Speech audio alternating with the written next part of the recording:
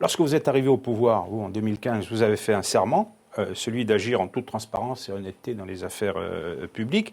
Qu'est-ce qui garantit qu'il n'y aura pas de dérive aujourd'hui, comme il a pu y en avoir hier, chez les nationalistes, comme chez d'autres, on l'a vu lors de la mandature précédente? Je crois que l'idée principale, c'est que dans cette affaire, on ne peut pas s'en remettre uniquement à la vertu et au comportement des hommes.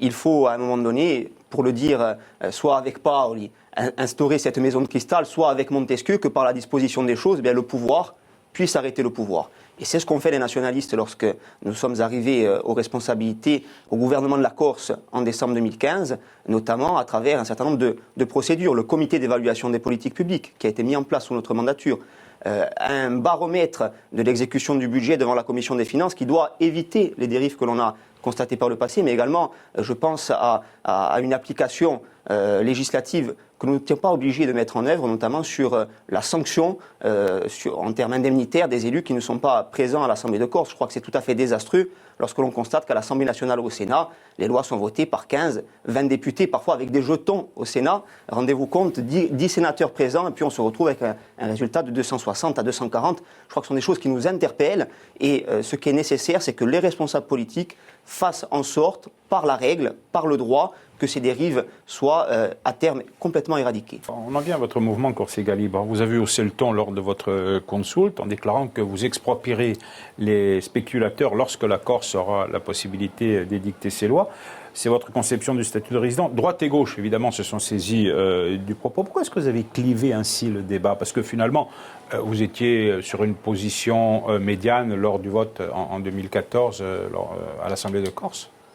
Le mouvement Corsica Libre a pris une position. Je ne vous étonnerai pas si je vous dis que le président du groupe Corsica Libre à l'Assemblée de Corse est solidaire de cette position. Je crois que ce n'est pas Corsica Libre qui a pris l'initiative d'hystériser le débat, comme on a pu le constater avec un certain nombre de déclarations, y compris un peu excessives. On a atteint le point Godwin, on a parlé de fascisme. Bon, je crois qu'il faut revenir au fond du dossier. Ce que dit précisément Corsica Libre, c'est surtout que, pour nous, le point d'équilibre qui a été validé en 2014 par l'Assemblée de Corse, il doit commencer à s'appliquer dans les faits. En 2014, le statut de résident a été voté à une large majorité, mais depuis, il y a eu le PADUC qui va dans le bon sens. Pour autant, les constructions continuent à un rythme qui est tout à fait anormal, 107% en un an, la spéculation immobilière continue, et Corsica Libre délivre un message clair: nous ne pourrons pas attendre un changement constitutionnel pour continuer à la fois par l'action militante, on l'a vu à Sis, qu'on le verra peut-être dans les prochains jours, et à la fois par l'action institutionnelle, de s'opposer à la spéculation immobilière. Pour revenir aux différentes déclarations, je crois qu'il n'y a rien de nouveau sous le soleil.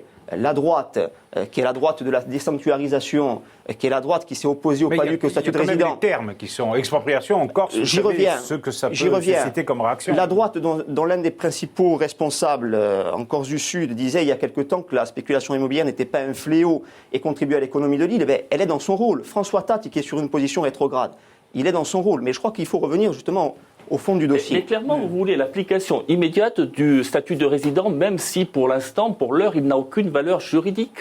Ce que nous disons, c'est que ce qui a été voté en 2014... Vous pourriez le faire aussi pour la co-officialité, alors. Tout à fait, on pourra y revenir. Mais nous, ce que nous voulons dire, c'est que sur le statut de résident, ce qui a été voté en 2014, évidemment, en l'état actuel de la Constitution, ce n'est pas applicable. Mais c'est la loi des Corses, parce que c'est la règle que nous avons définie ensemble. Alors, il faut que par un certain nombre, à la fois de mesures juridiques, à travers le PADUC, les documents d'urbanisme, à travers la stratégie, par exemple, de l'agence d'urbanisme ou de l'office foncier, on aille dans ce sens-là.